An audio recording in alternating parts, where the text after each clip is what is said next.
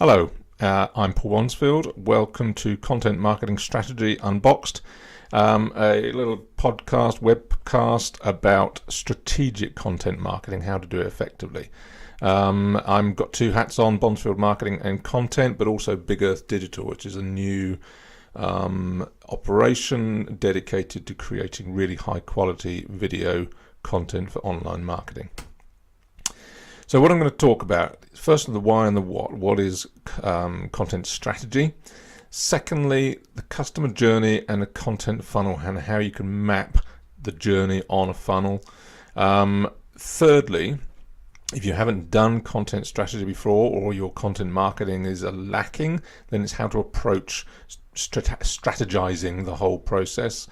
How to come up with engaging ideas. Without engagement, without interesting ideas, without creativity, you're going nowhere. But how to use research and analysis to inform that content creation and then use it to grow your database, your newsletter signups, or whatever your end goal is. And then lastly, although this I come mostly from a travel background, but we look at some case studies of how to do content strategy, but from outside of the travel industry for ideas. So marketing today. We're in an online world and there's a massive consumer choice, but there's also a hell of a lot of confusion, both on the parts probably of the marketers and the companies putting product out there, but the customers as well. They are in control. You don't have control anymore. Social media has put paid to that, but your customers are scattered widely. They're not in those nice little demographic segments and living in certain areas that they used to. They're all over the place. And it's become really, really tough and really difficult to differentiate your product or service in terms of communication, because everybody's claiming the same things about their products there in similar markets. And we're living in this post-truth world where fake news is right up there. So the consumers don't really know what to believe or what not to believe. And that guy really hasn't helped anything, has he? So, demographics are dead. That's probably a contentious statement, but as I just mentioned a moment ago, your customers aren't clustered as they used to be. They're all over the place. Little example. Some behavioral traits commonly assigned to millennials. 80% say being knowledgeable is important. 70% are impatient. 59% feel traditional values are important. 60% will engage with online content and it interests them. Interesting. 72% are influenced by friends and family. And if a millennial hears a recommendation from a friend or colleague, they're much more likely to act on it than they would do as a printhead. Now, I don't know about you're listening, but based on that, then I'm a millennial. I think probably most of the people that I know are also millennials, and even my mother is a millennial, and she's knocking on 84. So you can't base things on demographics alone anymore. Second contentious statement: advertising is dead. Now, what we're getting online at the moment is this: it's noise. We're getting a huge amount of content stuck out there, and I'm talking mostly about online advertising, display advertising. Everybody's saying the same thing, and travel industry is really bad from this. We all fish from the same pot. We all go to the same places, take amazing photos of exactly the same sites, and they all end up looking very, very similar. It's very difficult to differentiate one from the other. Noise on its own isn't necessarily the problem, though. It's being the same. It's what I just mentioned. It's everybody doing the same thing, trotting out the same old creative concepts time and time again. So you've got to find a way to stand out and to do something different. Creativity should borrow from other sources, but it should be original. And it's only if you're going to be original that you will stand out if you're doing something different. So why the word strategy? Why content strategy and not just content marketing? Content marketing is really only half the story. It's part of what content strategy is, but strategy is a much deeper way of looking at things. Marketers produce content to sell, and what most companies do is just product marketing. That's putting your product out there, slapping a price on it and hoping someone's going to buy it.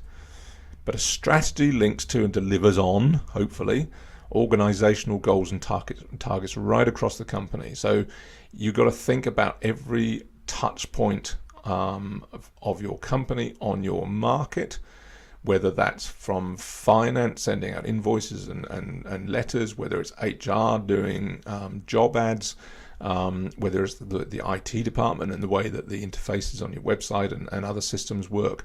All of that has to be considered within a content strategy. And that taking that holistic view can start to eliminate gaps and build bridges within your own company, because everybody's working towards the same strategy. It's not just a fancy coloring in marketing type of thing. It's what everybody's working towards and what everybody can understand. So everybody can have input right across the company, and that is important, and I'll come to that again later. So how do we define content strategy? Here's an official definition. It is the strategic marketing approach of creating and distributing valuable, relevant and consistent content to attract, acquire and retain a clearly defined audience, with the objective of driving profitable customer action. And that's from the Content Marketing Institute. So that's the top line. What it's not.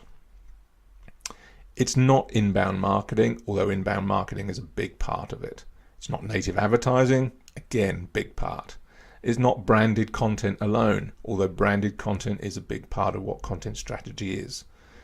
Not just social media, that's your channel, and it's not a blog. If I had £1 for everybody who said, yeah, we do content marketing because we've got a blog, I would be a millionaire. I'm probably not doing this podcast for you right now.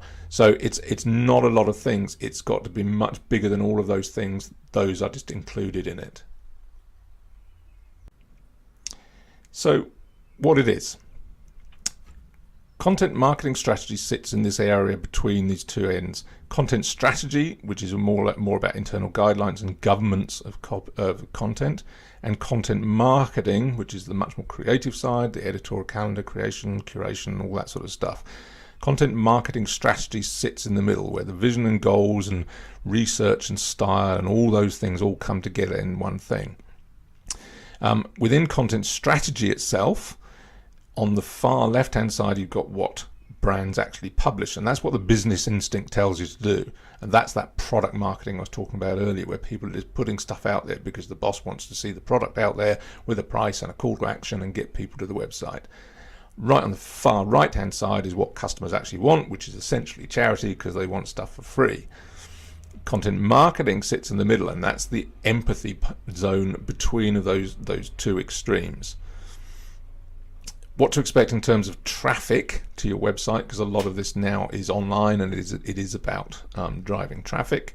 PPC will get you quick results. Digital PR, which does overlap quite a big way in content strategy, gives you those mid-term results. But in terms of content and SEO, another important point I'll come to, is where you really start to get those long-term results. But as you can see, if you're going to embark upon a content strategy, content marketing strategy, you can't expect results to happen immediately. It is going to take time because you need to build your audience.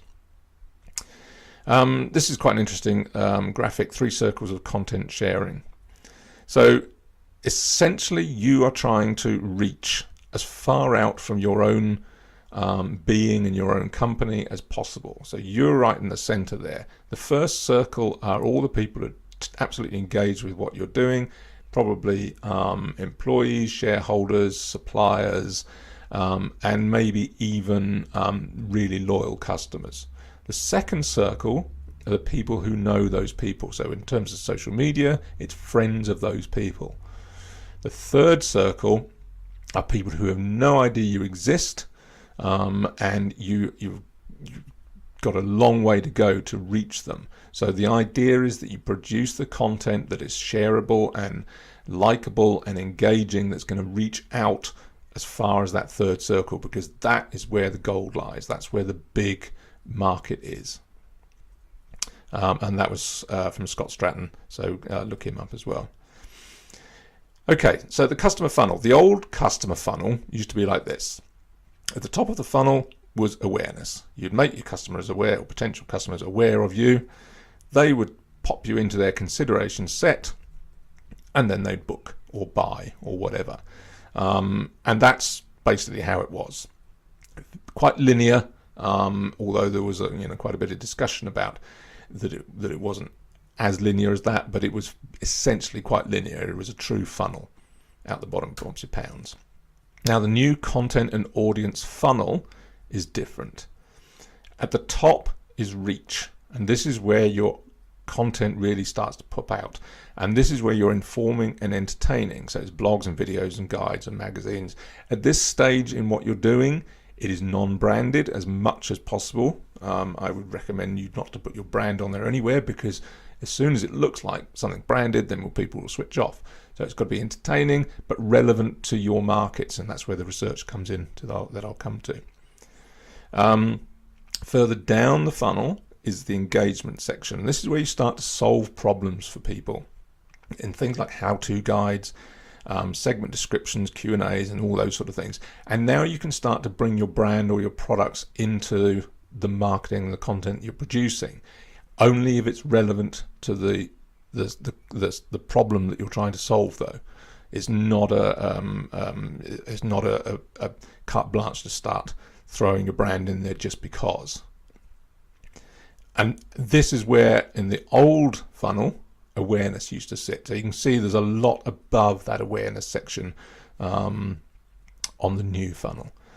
And then conversion stage at the bottom. And this is reviews, testimonials, advocacy, and finally product. So you've really got your customer engaged in what you're doing before you try and sell them anything, because that's how we are as people. We want to believe and understand and trust things. And again, there comes your money at the bottom.